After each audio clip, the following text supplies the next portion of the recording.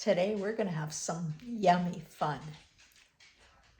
Golden goodness. Can you guess what this is? Stay tuned and you too can have a treat.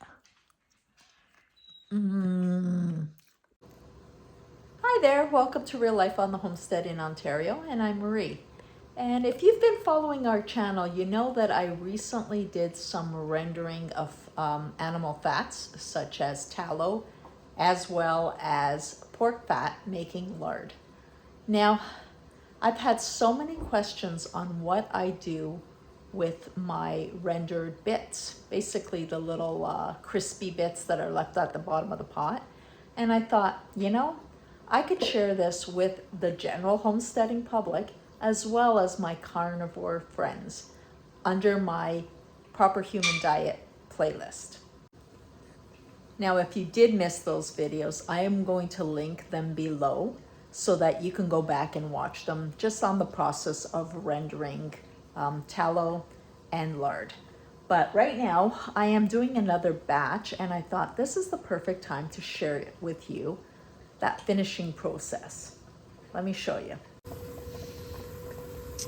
Well, here is my rendered lard. I am very close to being done. There's not really crispies yet, and you see this foam?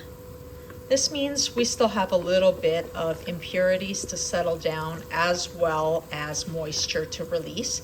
When these bubbles subside and we have almost just an oil, it'll be ready to throw into jars. Now, I've got a few things going. This pot here is just finishing off. I've got some crispy bits back in a slow cooker outside, and I've already got some in a jar. Let me show you. This is some of the lard that's already here cooling off, and you probably heard one of the jars ping in the background. Now, I have not canned these, but because the jars were so hot, they will seal.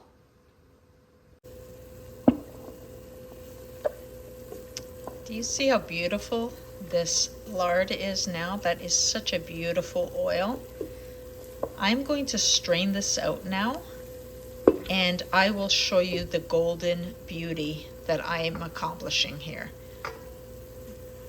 These bubbles are just the end of it, but my crispy bits are getting a little golden, so I do not want to damage my.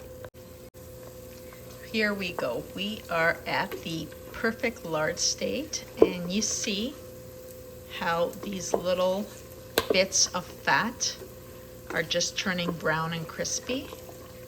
So I'm going to strain this off, and I will show you this golden beauty.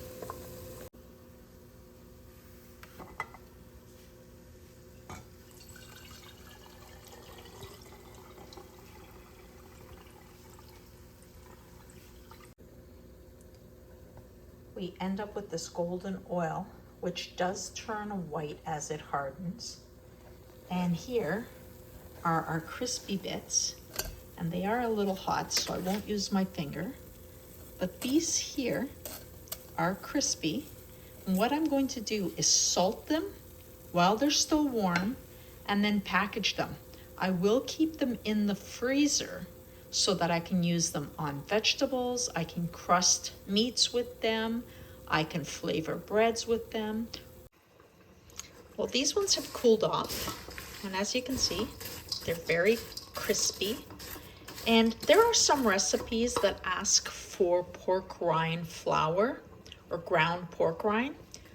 You can take these, throw them into your food processor, and do the same. So that's another option of a great way to use these. And look at this, I've got another whole friggin' batch going. I'm gonna have a good amount of what other people consider waste and I consider treasures. And they're delicious.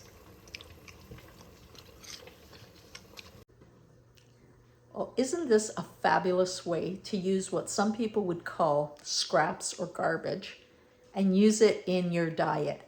Fats are so important for your brain, and animal fats is what I'm referring to. So I am actually going to invite you to make sure that you do some research on the negative effects of seed oils on your diet and on your health. I will link a few videos in the description on the negative effects of seed oils. Personally, I only use animal fats such as lard, tallow, and butter. Those are my preferred ones. I do use some olive oil at times, as well as coconut oil, but very, very limited. Absolutely zero canola, vegetable, grapeseed oil. I don't use any of those oils at all. I am sticking to animal fats as much as possible, even for my family who are not living the carnivore lifestyle or the proper human diet. I still try to use the healthiest fats possible. They're so important for our brain, and especially as we age, such as myself. I'm getting older, I'm getting more forgetful. I don't need anything in my diet to affect my memory or my cognitive ability. So please do some research, inform yourself. Oh, and remember when we were removing the fat from the skin and I said there was something I could show you to do with it? Well, I'm going to be doing that video very shortly. What I do is take that pork skin and turn it into pork rind, something that's so expensive in the store. In my opinion, really flavorless. I don't buy store-bought pork rind because I just find it so bland. You make it yourself, and then you throw a bunch of salt on. Oh my goodness, you have just bit into a little bit of heaven. And that will be coming up shortly. So make sure you're getting notified of these videos. Always live your best life. And thank you so much for following our channel. Please share it with other friends. And if you haven't already done so, subscribe so you get notified of when I'm doing our next video. Thanks a lot. Have a great day.